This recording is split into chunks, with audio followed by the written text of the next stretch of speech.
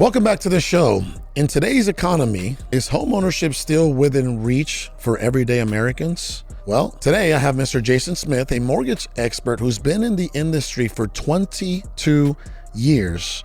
Mr. Jason Smith is presently ranked number 2. He's the number 2 FHA lender in the entire country, the number 3 veteran lender in the entire country, and he's also ranked top 2 lender in the state of Arizona and top 30 lenders in the entire United States of America. If you've been waiting to get educated in the mortgage game, this is the episode you might want to tune into. With that being said, Mr. Jason, welcome to the show, brother. Thanks for having me on. Appreciate you, Carlos. Absolutely, man. It's been fun. I was already excited before we even, fired up the show. I was like, dude, this is going to be very educational for a lot of people. Yeah, and you're going to make it fun too. That's going to be the best part about this. Brother, it's not every day. There's a lot of experts out there, and there's a lot of people that consider themselves experts, but Robert Greene in the Book of Mastery always says that you shouldn't consider yourself an expert unless you have a minimum of around 10,000 hours towards a specific skill set. You know what I mean? Yeah. I believe, within 22 years, you probably have accumulated a lot more than 10,000 hours easily. for that specific trade, right? Yeah. So that's why I'm very excited because, especially right now, there's so many mixture of emotions, right, across the country about home ownership. Yeah. Mortgages specifically, and the economy and housing, house prices are, they're skyrocketing. Yeah. Exactly. And today I want to, debunk or confirm, a lot of these things that are out there so that people get educated properly. You know what I mean? And with that being said, right, I just wanted to start out by saying this, we're in 2026, right? Mm-hmm. If someone's looking to purchase their first home, should that future homeowner purchase a home now or wait till 2027? That's all going to depend on their situation, right? There's always a right time for every type of buyer to buy. Mm-hmm. If you're a first-time home buyer, you're tight on funds, you can't afford to pay your own closing costs, waiting until next year is going to do nothing but hurt you. Okay. And the reason for that, there's a lot of people that have better credit scores. They have more money set aside than you do because you're just starting out as a first-time home buyer. And that's going to be your competition when you wait till next year because we're going to see rates come down, and we can get into that further. But ultimately, it's just going to hurt you more. Right now, you get the choice of home. You get to go in, you can negotiate, you get all your closing costs covered. Mm-hmm. And with all these first-time home buyer products like covering your down payment, you're literally walking in for barely anything on a pocket in this market. But when you wait longer, you're just going to hurt yourself because now you're going to lose out to the people that have deeper pockets, can get more aggressive, and the seller's going to have more choices. Okay. All right. Great answer, by the way. I wanted to jump to the next one is, how important is it for home buyers to work with the right loan officer? 30% of my transactions are turndowns. Okay. One of the great things about social media and everything else is everybody can put themselves out there in a platform. But there's been a diluting down in my industry where too many people don't know the back end. They don't know the guidelines. They don't know the rules. I mean, literally, the FHA handbook is this thick. One thing in that book can kill a whole deal. Yeah. So you have to work with the right loan officer that is obsessive with knowing all that kind of stuff. Mm-hmm. So yeah, you want to like them. You want them to be a salesman. You want that person in your journey. But they've got to have the back end knowledge because everything falls apart if they don't. I've seen where one thing kills a transaction and then it comes to me and then I'm figuring out how to fix that situation. So that's one of the most tangible parts of the whole transaction.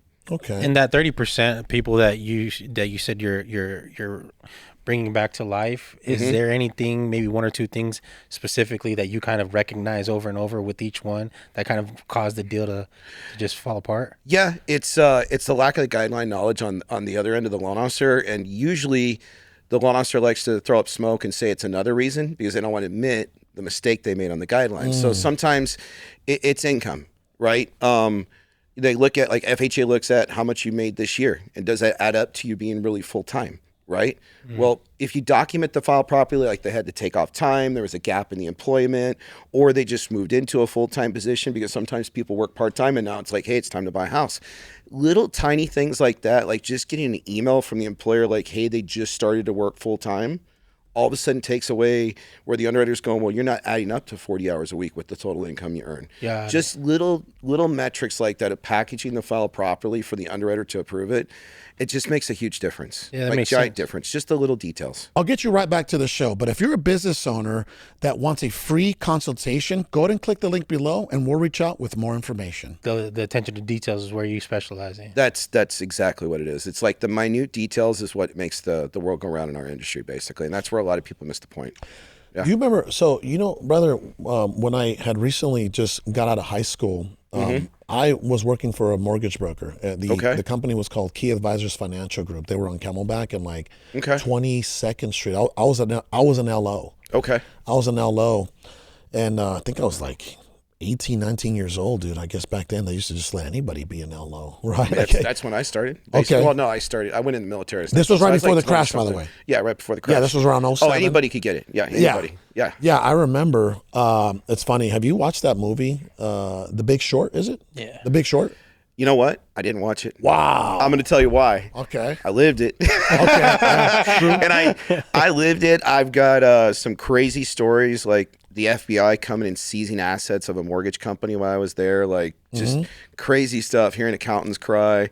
I figured out everything that was going on in the back end of it. So I kind of lived it. So I don't know if I want to dip back in. Maybe I just don't want to dip back into that pool again and watch the movie. I'm sure I need to watch it. Everybody tells me I need to, but sometimes it's like going back to that pain. It's like, do I want to dip in it yet or not? Basically, you know? Well, there's a portion of the movie where there's loan officers that are like, I mean, these dudes are loaded. They're giving loans to everybody. Oh yeah, right. Breathing. And there's It's like, oh, it has a pulse. Let's give him a loan, or let's give her a loan. Right. Guy gets a loan under his dog's name. Yeah. Well, how about this? What about, for some reason, some of the characters, they go to like a strip club. Remember that? Yeah. Mm-hmm. And then I guess he's getting like a lap dance, like a personal lap dance, and this triggered the dude that was going to bet against the market. Right. Mm-hmm. Okay. This guy, he was some kind of venture capitalist, or I don't know what he was, a stockbroker. I don't remember. I think he was a fund manager, wasn't he? He might have been a fund manager. Yeah. Okay. So the stripper's stripping on him. It's a private dance. Okay. And then they're talking a little mortgage, right? And the stripper goes, "Oh yeah, I got like 3 houses." The stripper had like 3 houses. You know what I mean? Can't prove income. And he was like, "What? You got 3?" He's like, as soon as he gets out of that private dance, he's like, boop, boop, boop, boop, boop. He's like, "Hey, bet it all against the market." Like, Because he had his epiphany. these strippers have loans everywhere, right? It's real. So It was I was going crazy. to ask you, right? Is that still a thing? Are strippers still getting loans for mortgages? Not the same way. Back then, it was literally like, you got a credit score and you're saying, I make this much income. The bank was like, cool, you get a loan. Yeah. You got money for down payment? Done. And it was like small amount down. Yeah, believe it or not, a few OnlyFans, a few strippers I've actually done loans for. What? Yes. Yeah, absolutely. Hold on. Yeah. You've done loans for like OnlyFans models and strippers? OnlyFans, strippers, I've done loans for them. Not the bulk of my business, all right? I just get those from time to time. Okay. They're usually driving Lambos and got an influencer and a boyfriend running the thing behind the scenes, but we do bank statement loans for them. Yeah. So basically, we go off of the deposits for the last 12 months in their bank account, Easy. and they qualify. But they're actually proving income. Back then, you didn't have to. It's crazy. Yeah. Is this a real thing though? Do these OnlyFans influencers and even the strippers, do these folks make a lot of money? It makes you want to be a better father if you got a daughter. I'm going to tell you that. When you Okay. see that, you Okay. see the kind of money they're making, some of them, Yeah. you're like, man, I got to raise my daughter right, because if she starts talking to a girl like this, I do not want her to go into that field of work. I'm going to be honest. Yeah, it's crazy. So what have you seen?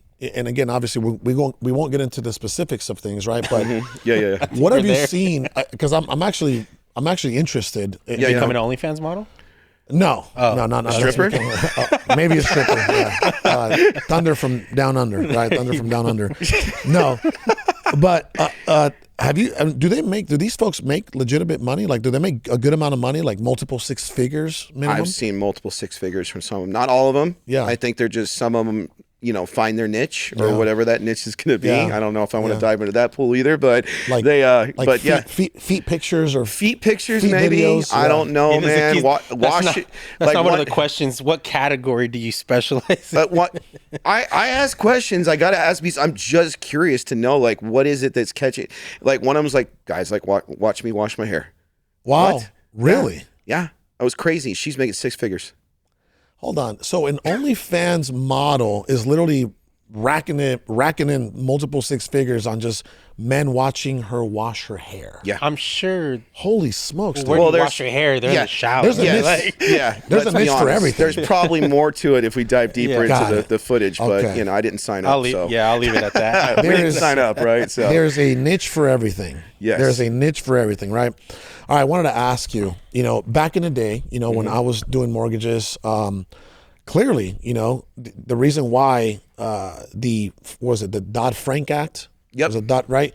And they put all these regulations in place because loan officers were doing all kinds of stuff that was way out of compliance. Oh, yes? it's crazy. Oh, yeah. Right? Yeah. So I remember that. I remember, I was like, wait, what? How did you get that person refinanced for like $500,000 when they only make like $8 an hour, right? I just didn't understand it. I was seeing these things happen, right? So let me ask you this: in today's industry, right, are mortgage loan officers still ripping people off? I would say where I see that a lot, people getting ripped off, they can't rip them off to the extent that they did back in the day. That's completely regulated. They even regulate commissions, how much you can charge. It has to be the same percentage on every borrower. So it's not as bad.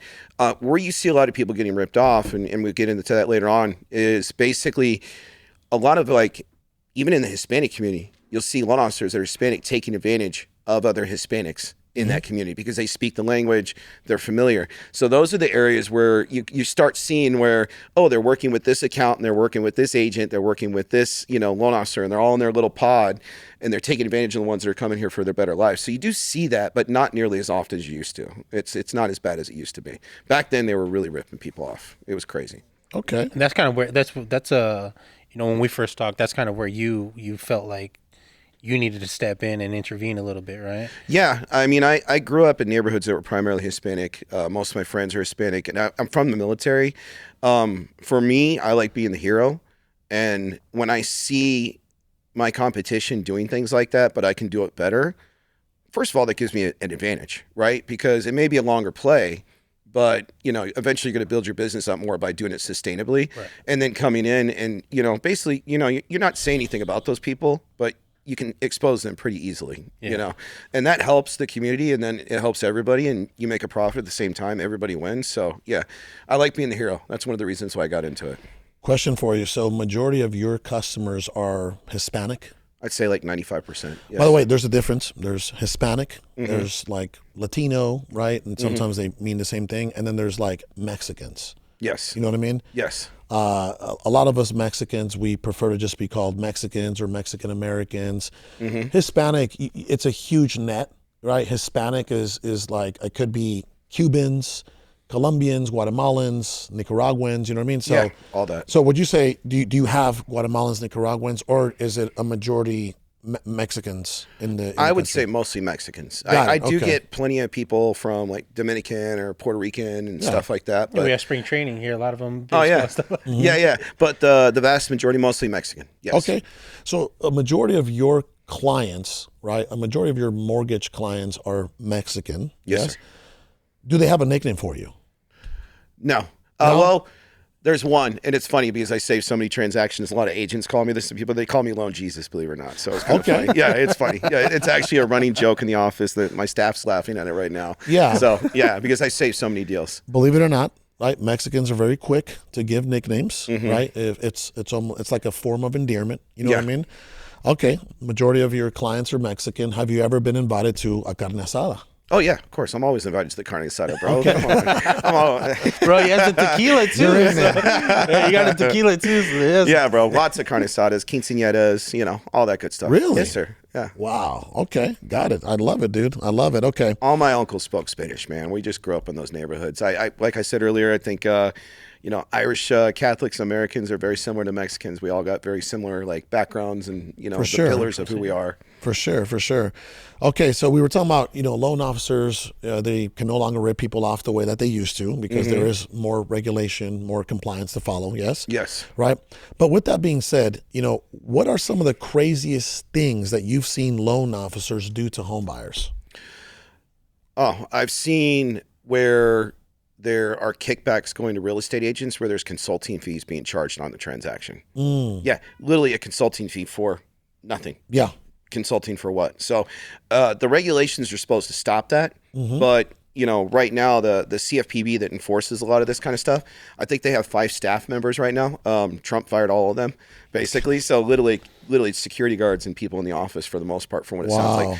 If you work at the CFPB, obviously don't hold this against me, but but still, it's the regulations aren't as much enforcing this. Most people follow the rules because they know what can happen, and usually when you get in trouble, it's 5 or 6 years later. It's not right away. That's where a lot of people forget. Like all of a sudden, there's an audit, and 5 or 6 years later, you're getting caught. But I see a lot of that, the kickbacks and the money being moved around, and false fees being charged to clients and stuff like that. That's where I see that from.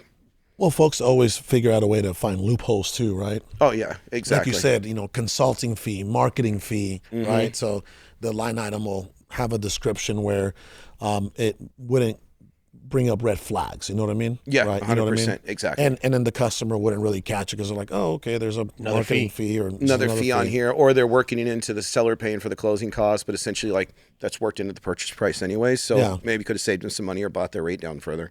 Got it. For everybody out there, the majority of our listeners and viewers are mostly, Mexican Americans, specifically business owners, and then even more specific, that are in the trades, right? Yep. And there's a lot of misconception of what type of credit score you actually have to have in today's age to buy a house. So I want to ask you, what credit score do you actually need in order to qualify to buy a home? Starting out, FHA is like a 580 credit score. Okay. And you can do down payment assistance with that, literally cover the whole down. So a lot of people think they need 600, high 600, 700 credit scores. I'd say 40% of my business are 580 credit scores, 600 credit What scores. price range of house does that get you there? FHA's capped at like a purchase price of around 580 because of the loan amount. So I would say you're probably most of those home buyers that are in that range are $500,000, right around there. Okay. But with that being said, there's a lot of folks that are waiting around on the sidelines. Okay. Again, we flip houses. We have about 16 active deals as we speak. Right. Earlier today, I was on 30th Street in north of Shea. I think it was like Cactus or something. It's on Laurel Lane, Laurel Lane. Bought this property for, I think it was like 500,000. I got to see what it was. Putting about $100,000 in renovation, and we're going to try to sell it for $780,000. Nice. And I'm like, there's a lot of misconception out there also where it's like, hey, are people still buying houses? Are they buying houses, right? And I'm like, yeah, most of the flips that we put on the market, they're gone fairly quickly. Yeah. So someone's buying houses, right? Someone's buying houses. So, but there are people waiting around on the sidelines because they remember, post COVID, it was like low, 3%, 4%, right? At some point in time, exactly. 2, 3, 4%. So I wanted to ask you, right, what would you tell that future homeowner that's waiting around in the sideline that are hoping and praying that 3% mortgage rates come back? Is that a thing or no? I've seen it twice in my career, so you never know when it's going to come again. I think the odds of it are not very good. What'd you say earlier about it? What? Oh, the odds of that come back? Yeah. You have a better chance of seeing Saladin go come back to life? Yeah. That was a good one. Wow. That was a good one. That was funny. I would say there's a small chance of it. You never know. But the problem is, I've done this 22 years. The average rate since I've started over the 22 years is probably about mid-6. Okay. So right now where we're at, these are normal rates. Okay. I think we all have short-term memories. When 2021 happened, everybody's forgetting that, like, okay, somebody saved up their down payment. Great, you got that. But now I'm going to put you in down payment assistance because you're going to have to take that money you saved and you're going to have to pay $20,000 over the appraised value on the house. Everybody's forgetting that. Yep. And most people don't have those kind of funds. So if you're sitting on the sidelines and you don't have capital to pay over what the appraised value is, and these rates start to dip down again because it's just how the markets work. They go up and down. We know that's how it works. Oh, yeah. If me personally, it's probably the people in the upper end, they're manipulating the market because nobody gets rich in a normal market. They get rich in the highs and lows. That's how it works. Yeah. So we know the market's going to go up and down. So how do you work with it, right? You don't work against it. You got to work with it.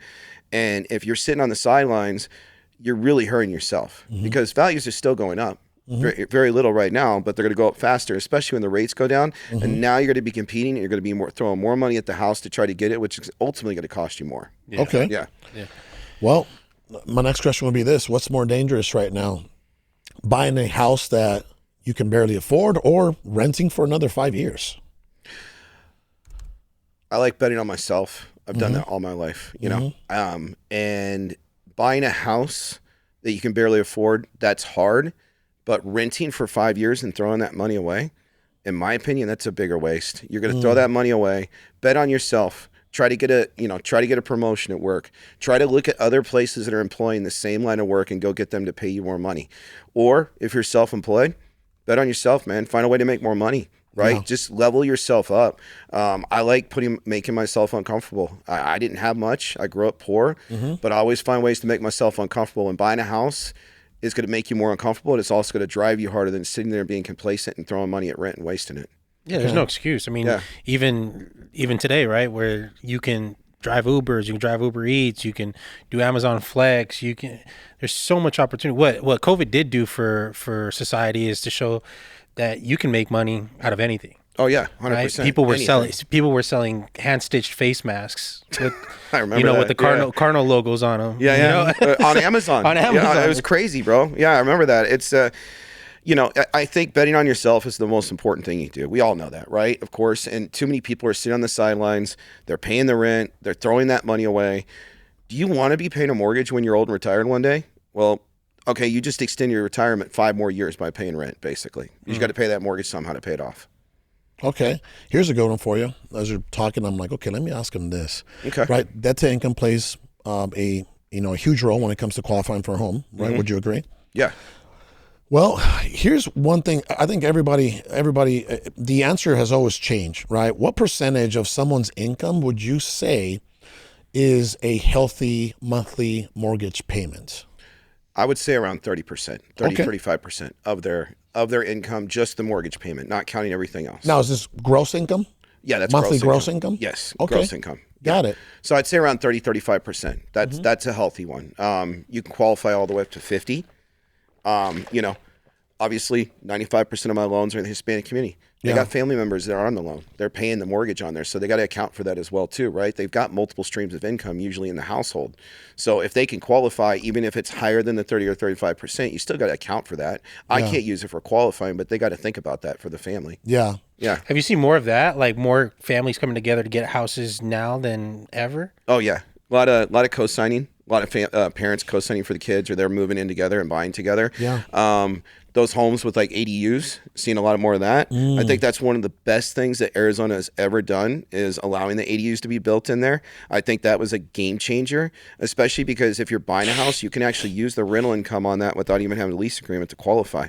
So that was a game changer. So I think that's some of the smartest moves family can do is try to pull together to buy houses right now. I think it's a great move, and I'm seeing more of that. Yeah, that ADU craze is like we just talked about it too. It's on its way. It's been done in California. We just talked about it. California now just passed a law where you can sell your ADU as a separate. I saw that. As a I know. separate. So it's only going to be a matter of time before that happens here in Arizona. Oh yeah, right? I mean we always follow that natural curve of California. We're just not as expensive. But we're behind it, and we still have a lot of land. We don't that nobody's trying to rush to get close to the beach. Yeah, exactly. Exactly. Okay. Majority of your clients, Mexican, right? Mexican American, old school Mexicans from Mexico, first generation Mexican American, a little bit of everything. A little bit of everything. Well, I wanted to ask you, because this is kind of a theory that's out there, right? Do Mexicans really stash a lot of cash under their mattress? There's quite a few that do. Really? Quite a few. Still, not in the younger generations that are coming up, but okay. I mean, obviously you can't blame them, man. If you're in Mexico and you put your money in the bank account and the next day it's gone, you know what I mean? You're like, I can't blame them. That is, I still see that quite a bit, especially in the self-employed region. A lot of contractors, tradesmen, stuff like that. Yeah, that's still a thing. I still see a lot of mattress money. You think it's programming? I think it's programming. Okay. Yeah, generational, and I think I don't think it's necessary. I think it's more of not being educated on how to run the back end of the business and getting the proper accountants and bookkeepers and stuff like that keep you where you're not paying a lot of taxes, but you're still, getting that income into your bank account where you can actually use it, the best way possible. Yeah. Okay. Yeah. Well, you know what? Why don't we stay cultural since we're already there, right? Okay. What do you think is hurting the Mexican-American community more? Lack of income or lack of financial education? Financial education. What does that look like? A lot of times it's, not managing your credit properly, making sure that you're setting up, getting a credit card, doing all those kind of things and just paying that on time, going out and financing a car, putting, for $1,000 a month, getting that truck, that F-250 you want, I did the same thing when I was younger. Little dually action in the back, right? Little dually action. Yeah. Love them. I got one myself too, man. I made some mistakes when I was younger, exact same way. But it's just, not understanding finances, not understanding credit, not understanding how easy it really is to buy a house. I see a lot of where the family, they're afraid to take steps and go out there and do these kind of things because it's like, hey, this is what you are, this is what you're going to be, and this is how you're always going to be, and this is what we are. Instead of trying to grow and get bigger. But it's not that they're scared. It's certain things that they're scared about because they'll be scared to take on the responsibility of buying a house. Yeah. Right. But they won't be scared to finance a quinceañera or a wedding. No, 100%, like man. I've seen those quinceañeras. I've been to them. The money is crazy on that. And you think if they pulled that together and bought a house as a family, that would be what do you mean amazing. the money's crazy on it? The money that they spend or the money they receive? The money they spend on the quinceañeras, the amount of money they spend on that. That's a lot. Holy smoke. Well, hold on. Let's talk about that because I don't know the details or, the financial aspect. You're lucky your daughter's like kind of more Americanized, right? She's 14. Sure. Yeah. She's 14. Question for you, right? Clearly you deal with a lot of Mexicans, right? Yes. What is a crazy amount of money that you've seen a Mexican family spend on a quinceañera? I'd say close to 10K. 10K? Yeah. That's not a lot. 15K. That's not a lot. 10, 15K on a quinceañera? I think I probably spent like 15 on my wedding, bro. I did too. We took off. We went out of the country, so same thing. Yeah. Where did you get married at? Avondale. At Taco Bell? Avondale. Taco Bell. No. Hopefully it wasn't recently at Taco Bell. Right. No. Got that explosive diarrhea. Yeah. Right? So 10 and 15K quinceañera? Yeah. Really? I thought it would be more expensive. I thought the people would be dropping, 20 to 30K on a quinceañera. I don't get to see all of it, but I would say probably. I bet you they're spending that much on because to rent out like a big old ballroom, like Las Brisas and these big old salons that are in West Phoenix, right? Yeah. You would think it's like a pretty penny to reserve one of those things. Yeah. And then you got the banda, and then you got the dress. Well, the dress alone might be $1,000, right? Oh, the dress alone? I've seen like $1,000 to $3,000 for a dress. It's almost like a wedding dress. Yeah, right? easily, right? Easily. But from what I hear, they recover a lot of those expenses in gifts. That is the best part. Yeah. Right. See, we got our own kind of, like the Jews, right? The Jewish people, they got their own traditions. Their money together. Yeah, exactly. Yeah. Like we got our own way of, putting into the pot. You know what I mean? Exactly. Right. It's just a little unorthodox. You know what I mean? Yeah, it's very unorthodox. But you were mentioning about, you're right, financial education, etc. Right? I was going to ask you, like, why, from what you see, right, historically, why are Mexican Americans willing to finance a $70,000 truck but are terrified of a $400,000 mortgage?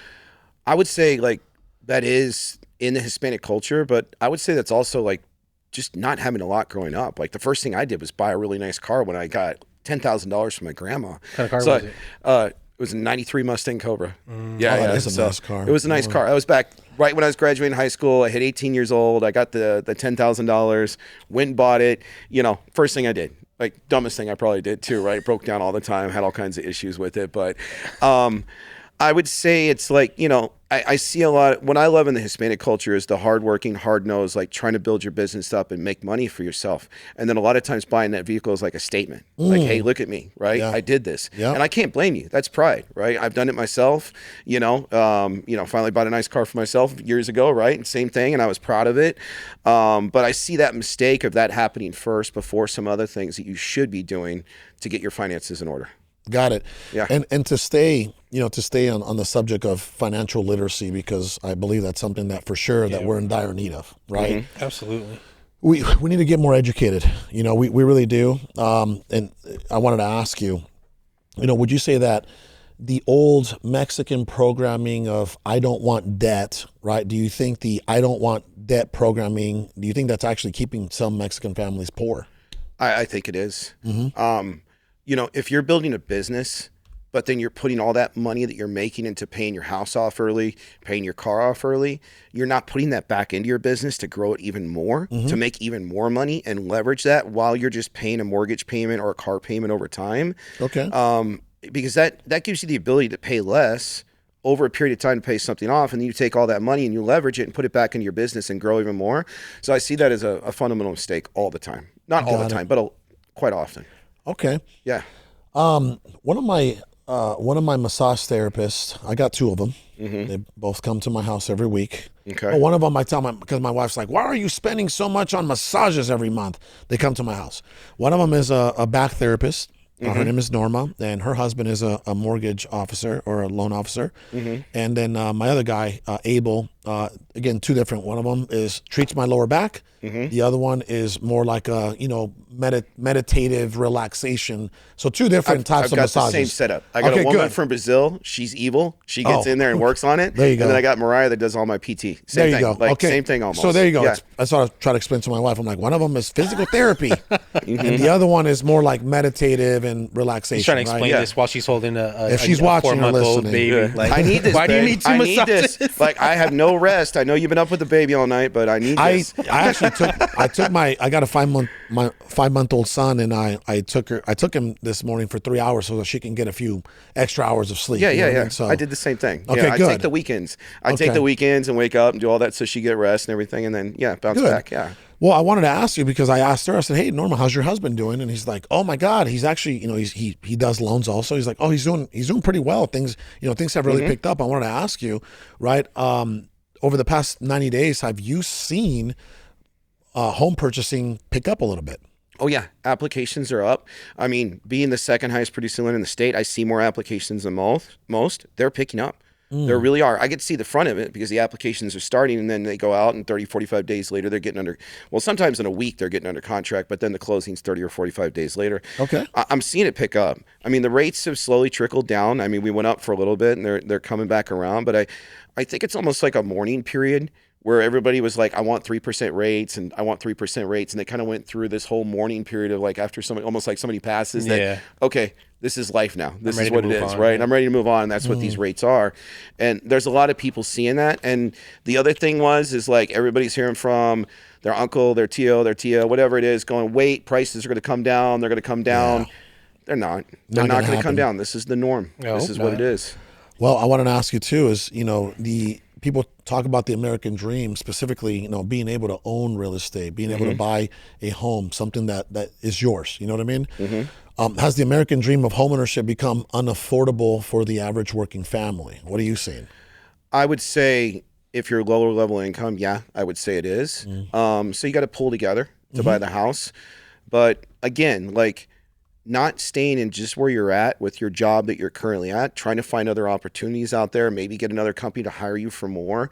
I think there's still opportunities for those kind of people that are in those lower level income that they just have to see the bigger picture and go out there and try to find a way to make more money, find another job, get a promotion, go self-employed. Like so many people, like they're electricians and they're W-2 or tradesmen. Like there's opportunities with all that business growth around here for them to go self-employed, 1099 and become their own independent contractor and make so much more money. Yeah. So I think I think the American dream is still there. Okay. It's just some of the people just really need to get out of that station or way they are in their life and just kind of step out of it and try to do more. Got it. You feel like you're living the American dream? I do. I do, man. I came from very little, single mom, food stamps, disability, all that good stuff. And, I own rental properties. I own a house. I went to the military. I did all this on my own. I built it. So yeah, I feel like I'm living the American dream. I think that's one of the reasons why I love the Hispanic culture so much is I see when they come here from Mexico and they just want a better life. That's all I ever wanted. That's all any of us want, right? You were homeless? What? You were living in a car? I lived in my car for 30 days after the military. Yeah. Wait, was that here in Phoenix? That was in Dallas because I got out of the military in Fort Worth, Texas when I finished up.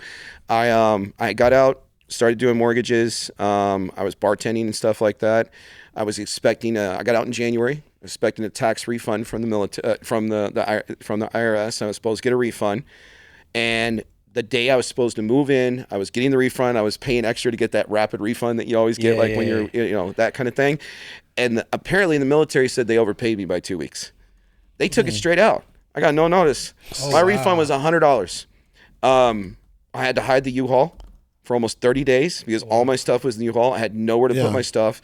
I had friends in the area because I had finished my last 2 years of high school out there, but I was so prideful I didn't want to say anything. So I had a 24-hour gym membership. I'd go sleep in my car, go shower in the gym, and then go to work, wrinkly clothes, whatever it was. What were you doing at the time for work? Mortgage. Oh, wow. I just started mortgage, but I went after 6 months. I went all commission. So I was at a place that's paying a salary in a small amount, and I was like, well, why am I getting paid a salary in a small amount when almost anybody with a pulse can get a mortgage? You know what I mean? So I bet on myself, and I was in the car for 30 days, and then one of my buddies was like, yo, dude, why are all your clothes wrinkly all the time? One of those kind of things, and then ended up staying on his couch for probably a few months until I could get more money, and then got my own place after that. So yeah. Okay. When did you move out to? When did you move back over to AZ? I moved back right before the crash, so which is kind of crazy because I moved back around, I think it was right around 2007, right before the crash. Texas was one of the states that actually was stable during the crash. They actually did much better than everybody else. So I think we did fairly poor here. Oh, we were Vegas and Phoenix were Vegas, tough. us, California, Florida. We were probably like the third worst state or second, probably up there. I bet we were. Yeah. And then things got hard again. Yeah. 5 companies going out of business on me. Not getting paychecks. Electricity got shut off on me. I plugged into my neighbor's electricity. I did ask permission. Put a swamp cooler plugged in. You know what I mean? That kind of thing to keep the house cool in the summer. Oh my! Paid my bills. So, but it was tough because I'm bringing all my own money, my own commissions, and then the company goes out of business. They're not paying you. Well, what am I gonna do? Sue a company that has no money? God, man, it was just it was insane. So, I think it was one of the worst things, but one of the best things that could have ever happened to me was when that crash happened here and coming here where it was so hard. It made me think about, okay, this business, I'm always focused on the money. I was a young man, right? Just trying to make income. I focused on trying to find more of what my purpose was in life, right? And then I stuck it out when everybody left, right? If I was in Texas and a lot of loan officers stayed in the business because it's more stable, I come here, 85% of the people quit. I got 85% less competition. Yeah. So I just kept telling myself every day. That was around what, 08, 09? Yeah, right around that time. So I kept telling myself every day, it's got to get better. It's got to get better. Everybody ran for the hills. Yeah. Right. And then at that point, I mean, you remember the average home, right, went from a couple $100,000 to almost nothing. I bought my mom's home for $30,000. Exactly. Oh, man. $36,000. I think on a short sale. Yep. Yeah, I think the reduction was about 70% at that moment. It was insane. I bought my first home in 2009, and I bought that for $85,000. I ended up selling it for $250 3 years later. Mm-hmm. And the hustle, crazy. And the hustle was different. Because now you're doing loans for $30,000, $40,000, $50,000. Exactly. So you got to do a lot of them, right? And the banks aren't fixing anything. Yeah. I literally, one of my good friends, Jesse Abarca, and myself, he was an agent working together. We're driving to houses, installing electric plates on houses just so we can close a deal because the appraisal wouldn't allow you to close on it because those were safety hazards. I remember doing a little bit of that. I remember being on a roof. One of my buddies on 20th Street in Virginia, his mom was doing a refinance. This was right before the crash. Okay. I was doing her refinance. She was getting $120,000 out. Yeah. And I remember something was going on in the roof, so I went up there and You know what I mean? I'm like, okay, how can we fix this before the inspector comes He out? comes You know what out, I mean? the appraiser calls us out. You do or what you whatever it can. is. You know, You you can't do even what you change can. a Right? light bulb, bro. You're I out know, here but I was fixing up. roofs. Hey, That, when there's that necessity, Yeah, when man. there's a That couple- necessity when Oh, you yeah. want to get a paycheck. Oh, That's one of the most important things you can have. when there's a couple grand in commission on the line, Yeah. you'll climb the do roof. You'll do climb the it. roof. You'll get on a roof. I remember, bro, the first time I ever saw like the biggest check in my life was literally when I was doing mortgages. Yeah. I came into Key Advisors Financial Group and there was a check right there on my desk for like $9,300. Yeah. It was a huge freaking refinance that I did for one of my ex-bosses at my corporate job because I used to do mortgages on the side and work a full-time job, right? And that tells you a lot, right? Like, Yeah. that's typical loan officer back then, right? Yeah, it same was thing. like the hustle, the side job. The You know what I side mean? job, I was Yep. bartending, doing whatever it was. There I it was is. selling cell phones at one time. Like, Yeah. it was crazy. So it came in, boom, $9,300. I'm like, whoa, dude, like you can really do it. And back then, I don't know if you remember, you used to be able to make money up front and in the back. Yeah, you Remember could charge that? applications up front, make Yeah. money on the back end. Yeah, it was Yeah, nuts. so I was as fair as I could be, but I it was a big loan, it was a secondary home that he was buying, so I think it was over like $500,000 or something, and I made a few points, collectively, and Yeah. it was a nice size check, $9,300, but Yeah, that that's was very nice back common then. in the mortgage industry, right? What's to that? to make a nice commission check. Oh, yeah. It's very common. Yeah, it's very common. What do you think the average loan officer commission check is these days? I would say $400,000 purchase price. They're probably making somewhere around $5,000-$6,000. That makes sense. Yeah. So you can actually make some serious money, like becoming a loan officer. Oh, serious Right? money. The majority of business in either real estate or lending is done by 10% of the people. The other 90% are not doing very much. And Well, it's almost like the realtors, right? Yeah. They say that like 90% of realtors only transact one home or something, one sale. that's 100% Yeah. right. 75% didn't even close a transaction last year. Wow. That's crazy. I always say this is that everybody has a real estate license. Not everybody's a realtor. No, that's exactly right. No, That's so true. I That is love so that. I'm true. stealing that from you, man. Take it, Real. brother. I'm going to steal that from you because it's really true. Because where you run into a lot of those pitfalls, I got a family friend or this family member. Well, yeah, she works at Cox Communication 50 days of the week. Like, that's not going to be the person to sell your house. Yeah, you're doing That's not showings gonna- at 7 o'clock, 8 o'clock at night. Hey, I got showing times that starting at 7. Like, Oh, dude. And then when something comes up during the transaction, they have no idea what to do. And that's where I have to, come in as a loan officer, just even trying to help So on you those sometimes situations. have to educate the realtor, right? You sometimes have to educate the realtor on your side Yeah. to be able to close a deal. Oh, 100%. Yeah. Yeah, always. Because it's not going to get done if you don't educate them on that kind of stuff or help them get through it, basically. Yeah. Okay. Or tell them to call their broker. Like, please call your broker on this. You need to get them involved in this situation. Hold on. I got another question. I want to go back to when you were sleeping in your car. Yeah. Right. I wanted to ask you, how long did that go on for? About 30 days. 30 days? Jeez, Yeah. dude, that's wild. And it was in the wintertime. Was it your Mustang Cobra? No, I went to one of those really crummy dealerships and financed like a Grand Cherokee. I was trying to be reasonable after the military. I was trying to get something just every day. So I went to those crummy, one of those crummy dealerships. It's like literally you're going and paying them at the place, basically. Oh, every monthly payment. Was goes it to buy them. here, pay here? Yeah, Buy yeah. here, pay One of here? those kind of places. Yeah. So at least I had like a bigger area in the back to sleep on. So I was sleeping on top of my clothes and stuff like that, basically. So Well, I was going to ask you too, because you hear stories like these very often, but nobody ever asks them, specifics about, okay, you were sleeping in your car for 30 days. I mean, dude, that's kind of wild and kind of scary. It could be scary, right? Mm-hmm. Like, what were some of your favorite parking lots to go park in so that you can sleep for the night?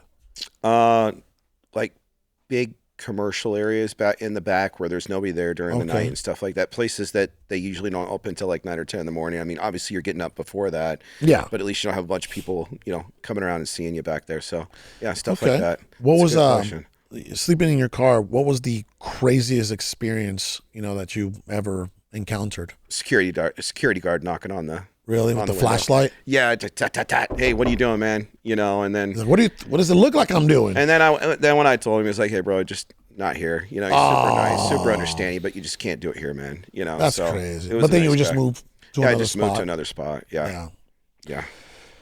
That's it's wild, man. People don't understand, when they see you, and I think you pulled up in an R8 or something. What did you say? Was it? Yeah. Yeah. That's You a pulled up really in a nice very car. nice Thanks, vehicle. man. That was right? that was positive pressure from a friend that he knew I wanted something like that. And he pushed me. You pulled up in back in the day we used to call it the Iron Man, because remember Iron Man was like Tony Stark. you pulled up in the Tony Stark, right? I remember when Sal got his first R8, the white one back then. I was like, wow, this is nice. This is super fun, right? Yeah. Fun vehicle. But they see you, driving a nice car, and they see you doing well for yourself, but they would never imagine that you were sleeping in a car for 30 days. Yeah. Right. So that's what a lot of people need to understand is you're a 22 year overnight success. That's a great way of putting it. Right? Yeah. You're a 22-year overnight success. And, we got a lot of young folks that listen to the show or watch the show. What advice would you give them when it comes to having the grit, having the composure, right? And having the discipline, the commitment to be able to just continue to move forward, even if it means like you are going through some bad seasons in your life, like sleeping in your car. What would your advice be to those individuals? It always can get better. Every day you got to tell yourself that, It's funny, like when I talk to people, it's not just about that, but you ever seen the guy in the bar, he's not that good looking, he walks around, he's asking every girl for their phone number. Is that you? Yeah, that was me. Eventually you got the phone number though, right? Yeah. You got the phone number. Yeah, It's the same thing with business. You just got to keep asking and keep pushing. Every day you have to have that just mindset that the next one's going to be better. The next one's going to be better.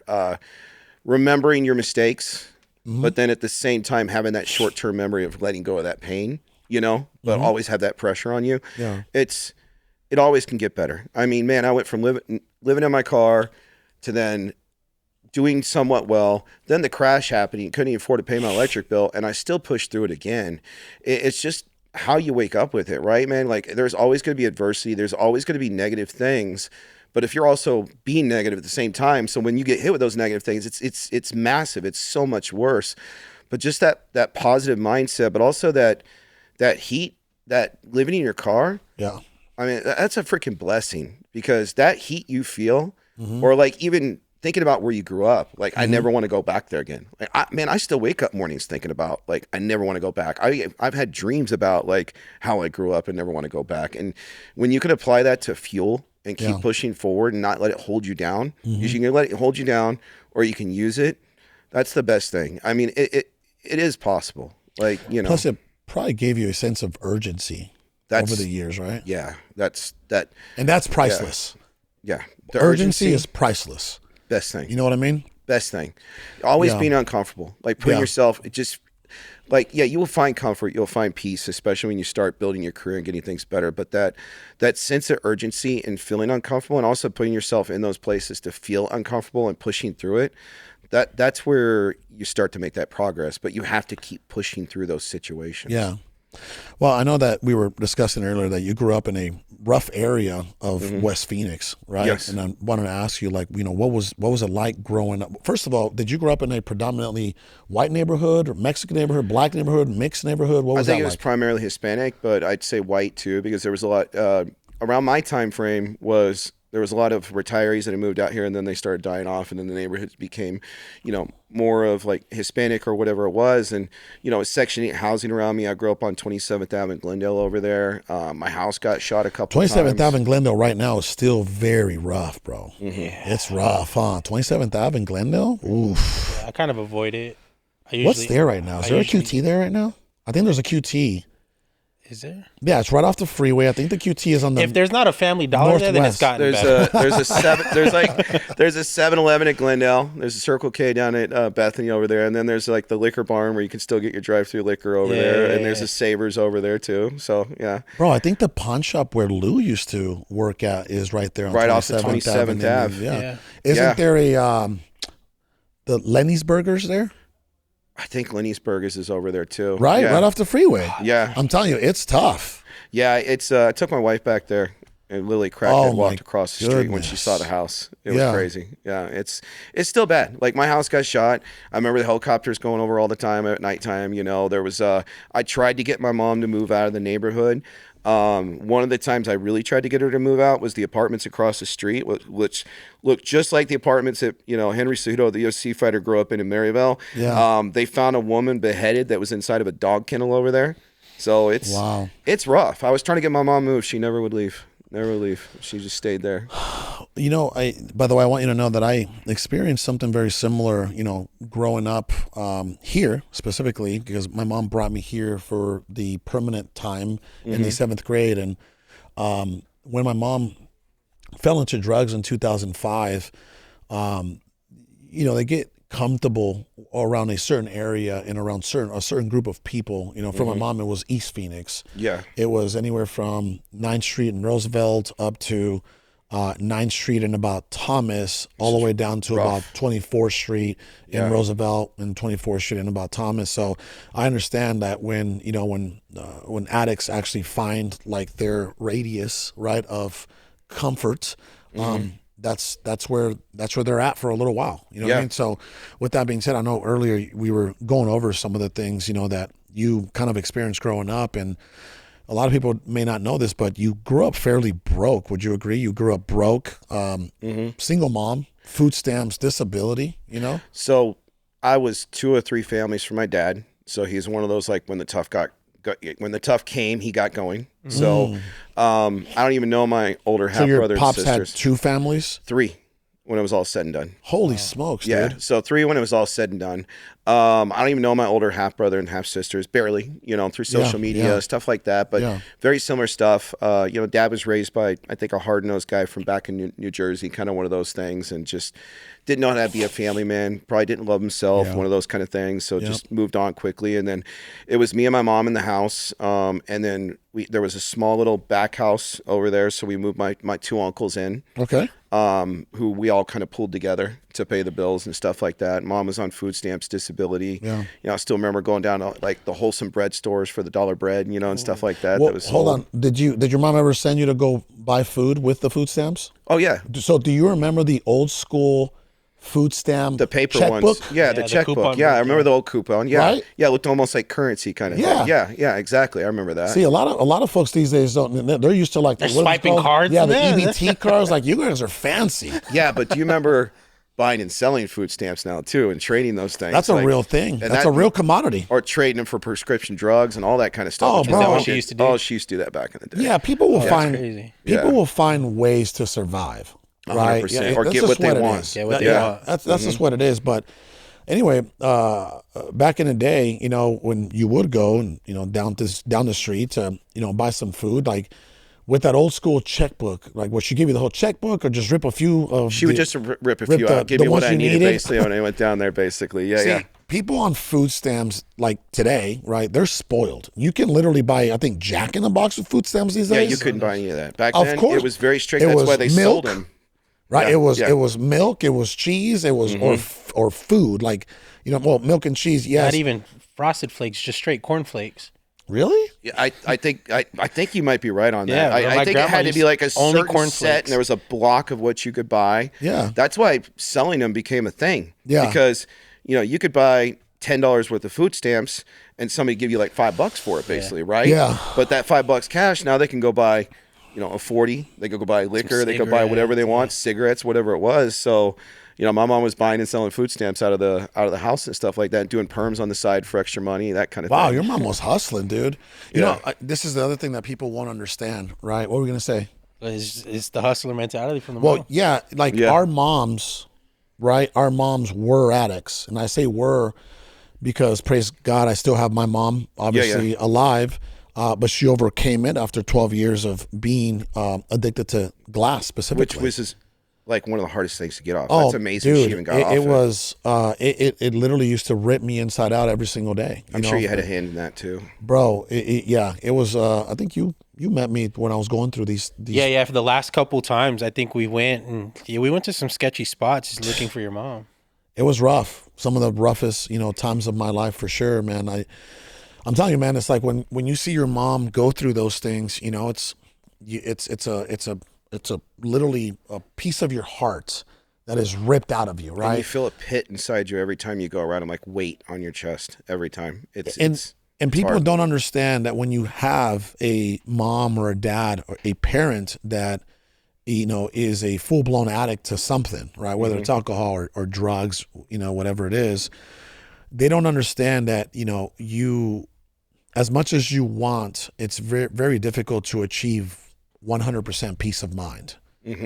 Yeah, right. No, it's near impossible. You don't know, because at the end of the day, dude, no matter what, I get it. Say what you want about my mom, it's still my mom. It's still your mom, and no matter how much you even put yourself into your business, eventually your mind's going to drift and be like, where's she at now? Yeah. What is she doing? See, so you understand that, what I would do to take my mind off of my mom back then, right, was just soak myself with work, immerse myself with work, or go to the gym or go hang out. Again, I don't know if you ever dealt with some of the negative, factors and impact, right? It's the symptoms of dealing with, your mom being an addict. But for me, I used to try to distract myself. Yeah, that's all I did was distract myself, bury myself from the work. One of the things that did suck about it is the more successful I became, the more resentful she was towards me. Because why is that? I think it's because why not me? Even though I was taking care of her, and it became nothing was enough. I was paying her mortgage, paying for her food, all that kind of stuff. And it was just more. Yeah. My mom became a product of the system where everything was a handout. Unfortunately, she hustled and tried to do things. But I think psychologically, once you get caught in that loop, that nothing's enough. And then when somebody has it, it's like, why not me? Yeah. And it sucks because as a kid, all you're wanting is that praise. I sought that from my father for years, never got it. I found out that was a well you can't keep going to. Yeah. But with my mom, it was different. Oh, that's my mom, man. You know what I mean? I wanted that praise, and I would get it from time to time. But I think the drugs manipulate that a lot. It changes their mind. Their whole like we were function. discussing earlier, right? We're chasing a shadow of of who our mom used to be, right? And all we ever wanted was to get our moms back. That's all we whatever wanted. portion we remember of or version we remember of her. You know what I mean? I remember my mom doing all those things for me, teaching me. She taught me how to be a gentleman, open doors, all that kind of stuff. Taught me good manners, and I wanted that version back. It's hard to, I watched one of your videos recently about cutting people off in your life. Yeah. It got to that point with my mom where I had to do that from a distance. I still took care of her because it's like a good son does. It's unhealthy. But it's unhealthy. Yeah. It was messing with my psyche, and it would suck me back into the way I was when I was younger, and almost and sometimes mentally when I was getting into it with her, and it would just suck me right back to, being the way I was when I was growing up, and that's not the man I wanted to be anymore. I wanted to get out of that mindset. You married? Were you married when your mom was around during that Thank time? God I wasn't. I think, man, that would have been hard on my wife. I love my wife to death. I'm extremely happy I waited as long as I did. But if she had to see me going through that, one of my business partners, Kyle, is one of my best friends. He saw me going through that, and it would have been rough for marriage. That's probably exactly why you asked that question. It would have been hard, man. Because I wanted to see how did that play on the relationship, if there was one right there with your wife. But I can't imagine. I think I waited so long to get married and have kids. Because I didn't want to be like my father. I was so headstrong on not being like him that I probably waited way longer in life, but it played out perfect. I found the best woman on the planet, and I've got a great daughter right now, and I'm just what a blessing. Super happy, man. It's a blessing. Best thing I ever did was have a daughter, for real. Amen. Bro, amen. God is good, right? God knows exactly what you needed. God knows exactly what I needed. God literally sent me a daughter for my first child. And that began the healing process for me in 2012. That was my healing process after Mother's death. That's how I got my little hole. That's how I was able to patch that hole in my heart back. That hole. It's crazy because the hole in you is the gift, because that's why you're successful. Yeah, it's the drive. But then when you have your daughter, that hole's filled in, but then the whole different version of motivation and drive comes. Amen. It's amazing what God can give you like that, to fill that need and then give you another want and desire to keep going after it like you do. It's the best thing ever. Timing's always perfect. It is, man. There's always there's always a reason why we cross paths, we meet people, new business partners, friends, family, friends that become family. That God has a plan. He really does. Like, I didn't believe that for the longest time. There was a moment where I probably wanted to end it. You know, it was after not from PTSD from the military or anything like that. It was more of like, you know, when I was struggling and I was getting kicked out of my, you know, like I had no place to live for 30 days and, you know, I couldn't afford to put the deposit down. And, you know, I felt like I went to the military to prove everybody wrong, that I am not this, you know, screwed up kid from the hood that, you know, and I didn't want the friends from high school to think I'm just reverting back again. And there was a point in time when that became a thing that almost happened. It was, you know, I sat there with, you know, with a gun on the table, I will say. Sorry, that one's hard. That one's hard. Bro. That almost happened. Yeah. And like, just think today, my wife and kid, man, I wouldn't have all that. Like, so God puts you through the hardest stuff, not to get there, but he does. Just to give you that purpose and passion and make you snap out of that stuff, you know? You'd be surprised how many men actually, you know, secretly, right, deal with these type of emotional and mental challenges. Yeah. You see a man and, you know, you know, he's out there, he's getting it, he's grinding, and but they don't understand, you know, the things that we deal with in silence. You know what I mean? So what you're saying is probably something that a lot of men have actually thought of or have gone through. A lot more. You know? And I wanted to ask you, you know, when you were in that situation, you know, gun on the table, what was the determining factor, whether it was time, it was for, you know, you were going to get it, you were going to do it or not do it? I think I just wasn't going to let beat me. I'm not going to let the world beat me. I'm not going to let the machine beat me. There's a way I can make this dream come true, and I can truly push through this and do it. And I think that's one of the great things about anybody that's an entrepreneur. I think it's all of us against the machine. I think every one of us. And I just had to re-engage again and just realize that I'm not going to let this beat me. I've gone through far too much already to let this moment in time beat me. I've gone through far worse than this moment in time with my mom and all the mental and shitty abuse that I had. You know, if anybody's feeling that moment, you have to tap into those harder moments, because that's just an instant you're in right now.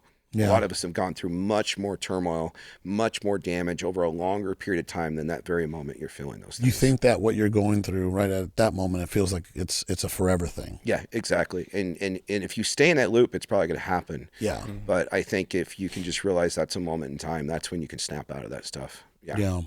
You know, just to wind down about, obviously, you know, the personal side with your mom. I know, you know, I'm one of the fortunate ones that my mom actually overcame the addiction of smoking glass and healed. That's what I call it, by the way. Almost nobody does. That's amazing. Yeah. Seriously. She healed, right? And what I mean by that, it's because I believe addiction is it's a sickness. You know, it's a sickness, and it's something that, whether you're a drug addict or an alcoholic, it's something that you really have to intentionally attempt to heal. Yeah, right. 100%. Attempt to heal, because you got to find that love in yourself. I believe that the addiction itself is just a symptom of something that's deeply rooted, that happened to you or you just never dealt with. I think all those are coping mechanisms for all the core problems, and a lot of time it's just learning to deal with whatever that is and love yourself. And if you think about it, right, from my experience of dealing with family members that were close to me that were addicts, like my brother and like my mom, the harder the addiction, right, the more committed that the individual is to that addiction, well, the deeper, right, that the problem or the trauma is rooted. You know what I mean? Yeah, 100%. And that's something that anybody that's watching or listening, I want them to understand that, you know, it's not a you thing. It's not a you thing, because, right, you and I would be like, man, like, what can I do? What can I do? Yeah. How do I fix this? Because exactly. We're men too. It's the natural instinct to fix everything. Yeah. Maybe another reason why I didn't get married, because I got involved with too many women that I was probably trying to fix over the years too, you know, which is another thing. Well, you know, mommy issues, right? Yeah. Like, no, we got them. Yeah. We got them just as much as the daddy issues. Going back to the stripper we were doing loans for earlier. Unfortunately, that's right. People don't talk about mommy issues, like, for men. men having mommy issues, right? They always talk about women and daddy issues. You know We're what too I mean? prideful. We can't say those things, man. Mommy but we can. issues. Yeah, it is true. Right. So anyway, what would you tell any person out there that's dealing with someone that's close to them that is an addict, right? What advice would you give them on how to actually handle this situation? Love them, support them, try to give them the opportunities to get out of it as much as you can. But you got to remember also that you have a life to live too. Yeah. And you can't let that person, I equate it to becoming, and this sounds very insensitive, but becoming a black hole to you and just sucking the life and your opportunities out of your life at the same time. Amen. Because at the end of the day, you're not going to fix it. Yeah. You can help, you can support, but they have to want it. They have to want it. They have to want it. Yeah. And if they don't want it, you're going to be stuck in a loop of disappointment, heartache, and sucking valuable time, which is all we have left. That's our only currency, really, if you think about it. Yeah. And you just can't allow their chaos to become your chaos, right? Because that could easily happen. Yeah. I remember I fell into that for many, many years with my own mom, being. And what did that do to your career and everything else? It put a stop on my growth. Yeah. It put a stop on my development. It put a stop on my focus, and where I was directing my energy. Did you have a family at the time too? Yeah, I actually had like I said, my firstborn. My mom was addicted from 2005 to 2017, and my firstborn was born in 2012. So I could imagine having a family going through that at the same time. But at some point, I just started making a conscious choice of like, I got a daughter now. There's a line here. Yeah, and I have my mom who is a full-blown adult, right?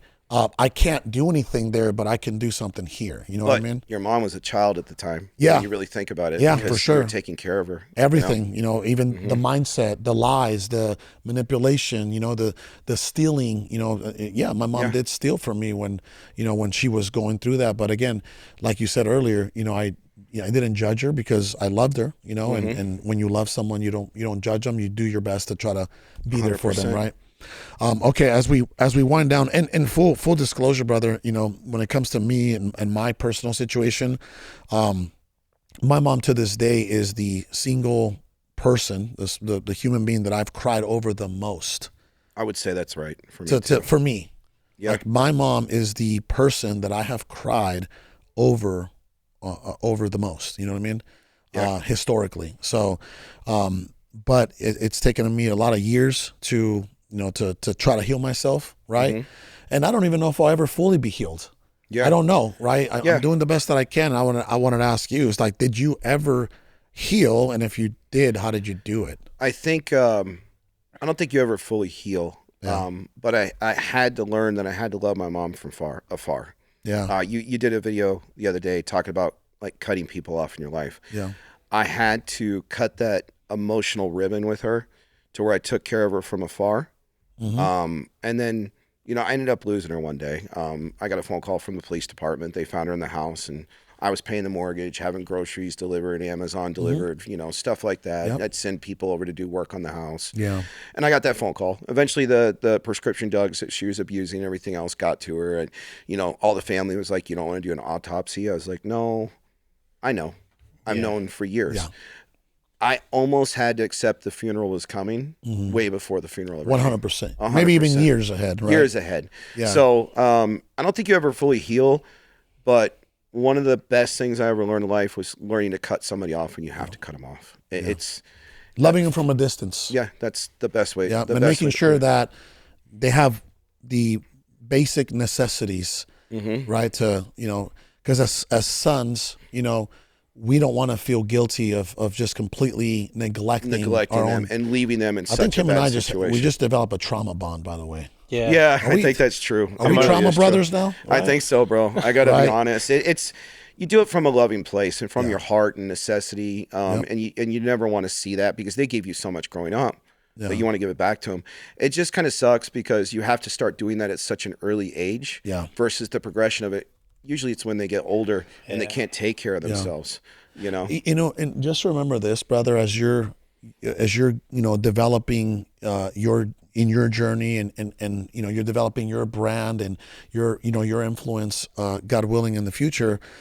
Just remember this, bro, that one thing that has really served me in the right way and has served many, many other people is literally the hardest situations that I've ever gone through, like my own, experiencing that with my own mom. Oh yeah. So just know that there will be so many people in the future, right, that will actually benefit Yeah, they'll thank you.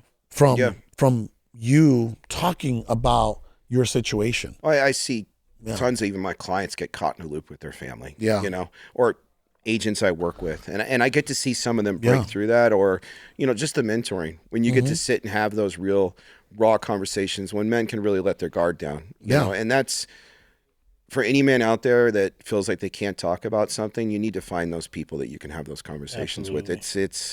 It's one of the most important things you can do, because there's the only way you can find growth is hearing that from others that actually have gone through it themselves. Yeah, if you keep it in, it becomes toxic. Oh yeah, 100%. You become toxic. Oh, yeah. You become toxic. Your outlook on life becomes toxic. It's rough. Yeah. It's a blessing. It's the worst and best thing that ever happened to me is most of that trauma. It's all that trauma. For sure. I wouldn't be where I'm at. For sure. Okay, as we wind down, we're going to do some rapid fire. Okay, I think this is where I love the rapid fire questions because a lot of people get a lot very quickly. You know what I mean? Let's do it. Right, okay. So let's get through it. So we'll do 5 to 10 second questions, and you'll do, in this case, about a 30-second answer. Okay, ready? Rates going to 5% or 7% first? 5%. Okay, so you have hope. Oh, we're on the downward wave. We Okay. are. You can see it in the job data, the inflation report. So we're going to 5s. Love we're it. Going to 5s. Okay. Is the VA loan the best mortgage product in America? Period. 100% financing. Really? I'm qualified at 536 credit score. The problem with it is the misconceptions. There's way too many misconceptions because the big box lenders out there put these extra rules in place. And now so many veterans just shut down because they think this is true. It's almost like playing telephone, just rumors across the board that are still going on for 10 years, 15 years, the same rumors. It's the best loan and easiest loan to qualify for. Okay. What's the biggest lie veterans are told about VA loans? Their credit score requirements. Okay. What is that like? All the big box lenders are saying 640. VA doesn't have a credit score requirement. Okay. We just saved one for Rudy Flores, one of my really good agents. It was like a 536 credit score. Still qualified, bought the house. And I don't know if we mentioned this earlier, but you served in the military. Yes, brother. Sir. Thank you for your service. Thank you. Appreciate that. Very grateful for that. My next question is this, right? Would you serve in today's military? That is rough that one. is a loaded question. Given if I was still a young man and I was in the dire needs that I was in and I wanted to better myself and get better, then yes, because it's a necessity. But the best advice I can give you, get everything out of it and more than they're going to get out of you, because they're going to try to get everything out of you possible. Okay. Got it. Now, if you were buying a $500,000 house today, would you put 20% down? No way. Okay. No way. That's an old school mindset. You want to pay your house off eventually, but that money and that capital can be invested or used in other areas and leverage that versus putting that money down.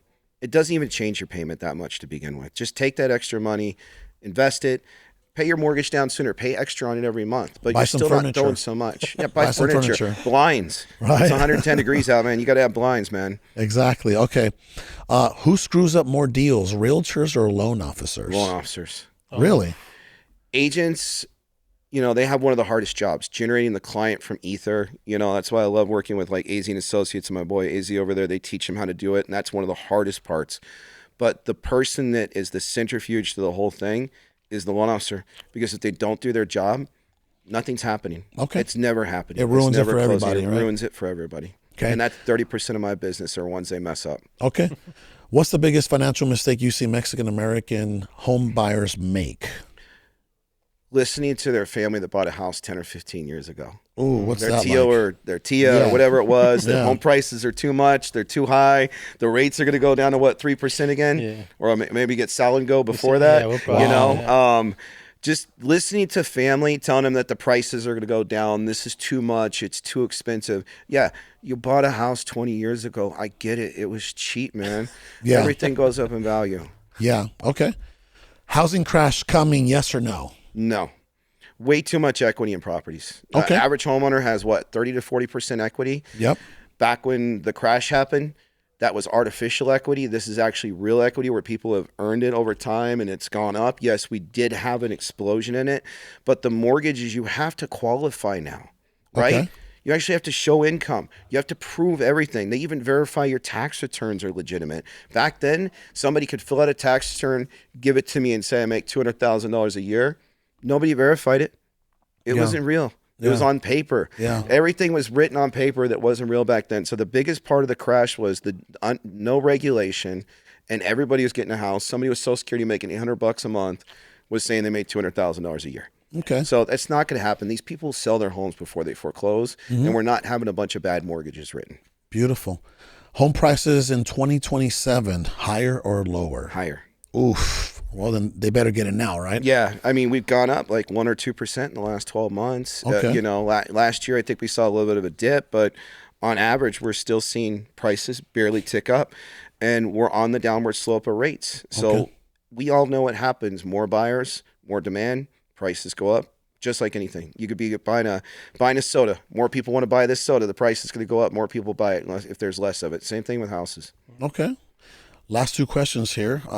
15-year or 30-year mortgage? 30-year. All You day? can pay it off in 15. Okay. You could pay extra on it. Okay. Again, think about leveraging that money, investing it somewhere else, doing something else. If you're a business owner, there is no way you should be doing a 15-year mortgage. You should be doing a 30-year and leveraging that extra money to do something else, to build your business up, to make more money, so then you can pay off that mortgage faster if you wanted to. Isn't there a new product? Isn't there a longer than 30 years? Oh, they're talking about trying to do a 40-year. 40 year. No. Yeah. No. They tried Wow. to do that back in the day, and it was like one of the worst things that they ever did, basically. It's not a good idea. No. Okay. Is homeownership still the greatest wealth building tool for the American middle class? 100%. Got Where it. else can you put $14,000 down and average appreciation is like 5%, maybe 7%? So a $400,000 house makes you 20 grand a year for a $14,000 investment, and then it compounds. The next year it goes up even more. And the next year, you're not going to find anywhere where you could throw $14,000 at something. Obviously, you got to pay the mortgage payment every month, but you're going to find no way to generate that money. You could put 14 grand in your bank account. You're not going to have 20 grand next year. There's no way. You're going to actually probably have 10 grand because of inflation. Yeah. Yeah. Well, brother, I feel like it's been an absolute blast today, right? Thank you, man. Great I show. love Great show. Where can people find you? You can find me on Instagram, The Mortgage Smith, or just Google Jason Smith at And Cross Country we'll Mortgage. actually we'll put your profile link here in the description. So, any last words, any closing statements from you before we shut it down? I mean, it's been awesome being here with you, man. You guys are amazing. Seriously, like some of the most prepared people I've ever met in my whole life. Thank you, brother. I hope we made you feel like at home, actually. Yeah, you made me feel like a brother in this The situation, Mexican bro. hospitality, right? Yeah, it's like getting invited to the carne asada, That's bro. it. So I appreciate it, brother. Yeah, next time seriously. next time we might fire up the grill. I thought about it this morning, but I was like, I don't know if we're gonna have. They enough have time, before, bro. by the way. Oh, I would stick Yeah. around for that. Yeah. So I would, 100%. No, it's been an honor, man. I always love talking to other entrepreneurs and everybody else because I feel like it's us against the machine. Yeah. And a lot of people need to really take that step and not just be stuck in that 9-to-5 job every day. Go take that risk, man. Okay. It's the most painful, but the most blessing thing you can do. Like, you'll get the most blessings out of it. Okay. Well, brother, it's been an absolute blast, and You too, man. thanks for Thank stopping you guys. by. Both Yep. of you. Appreciate Thank you both. Yep.